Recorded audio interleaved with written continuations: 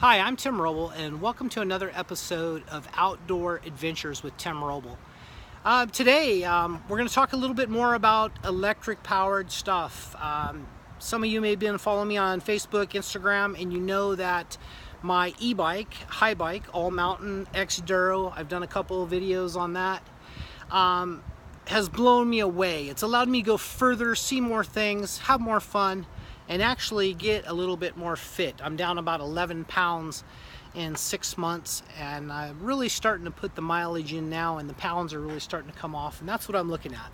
49 years old, my metabolism is slowing down a little bit, and I'm always looking for different types of technology and fun things to do. So one of the things that I found was electric skateboards, e-boards. I knew with immediately looking at them, they go from about $200 all the way up to about $2,500. Some have a cord on the remote and some are cordless. So one of the things that I wanted immediately to look at was I want an inflatable pneumatic wheel because I like to go ride off-road. I would prefer to be on an off-road trail than on the sidewalk or out in the street.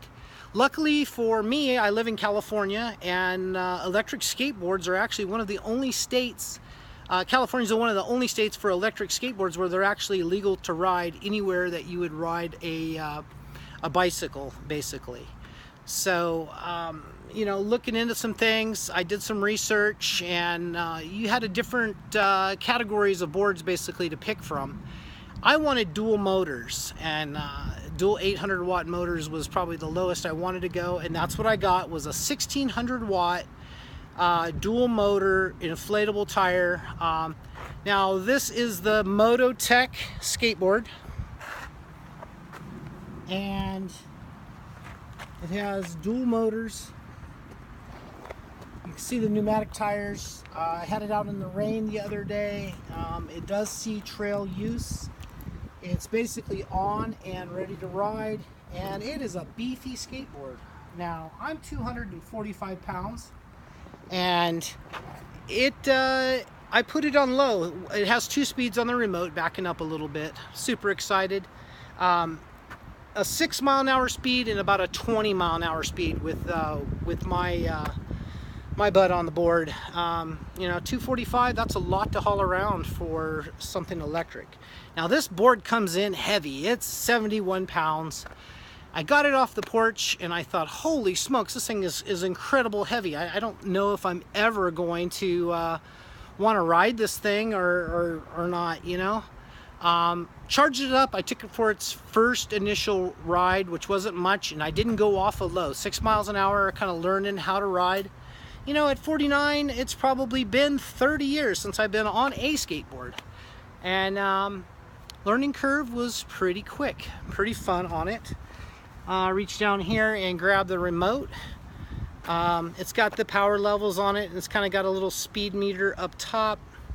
And when the light blinks on slow, it, get this geared up. So if I push it forward, that's the brake, and if I pull it back, that makes it go. This speed light right here where my thumb is, if I push that button and hold it, it'll blink fast, and that'll take you all the way up to about a 20 mile an hour speed. I have to say, this is probably one of the most exciting, coolest things that I've gotten in the last couple of years. Another food for thought on these electric skateboards: don't buy an electric skateboard if you don't want to talk to people, because everybody wants to stop and talk to you about it. And that goes from the guy that's up the street that's 60 years old to the 6-year-old kids out playing ball and skateboarding in the street. Everybody is interested in maybe why an older guy wants to ride one of these. Plain and simple, it's just pure fun. So I'm gonna take you down. I got it on the 6 mile an hour speed, and today's little adventure, I've already done my 37 mile bike ride. I got my bike back on the charger, and I'm heading up to our local Rosa Maria's. I'm gonna pick up some burritos and take my wife lunch basically over at the high school. Now you see me wearing a helmet on this thing, And I have to say that at 6 miles an hour, maybe you don't need a helmet. But when you get this thing going 18, 20 miles an hour, you definitely need to wear a helmet, because coming off at that speed is faster than I can run anyway. And here we are coming up to a stop, so I just kind of push this forward and you can kind of hear a little bit of the background noise. Super cool that the thing will actually stop relatively easy. I'm looking forward to taking it down to Venice and doing the boardwalk down there and enjoying myself down by the beach where the temperatures are a little cooler. But for right now, I'm riding the streets up. Round trip today is about 10 miles. This thing's supposed to have about a 12-mile range.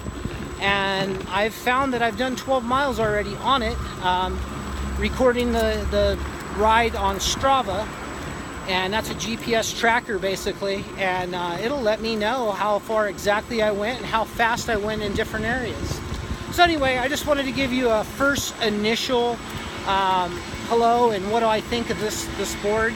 Answer a few of the questions. Is 71 pounds heavy? No, I don't think so. Lifting it, hey, all right. Lifting it up out of the car or into the truck, yeah, it's heavy. But riding it down the street, I think maybe that weight actually comes into play where it's actually more grounded. Now, I know there's more powerful boards out there, like 3,000 watts, and you know, they're putting down 22 miles an hour, and those things are weighing in at like, you know, 17 and 20 pounds. I'd be interested to test something like that out and to see how it goes. So thank you for watching this. Like I said, this is my first initial run with this for the video.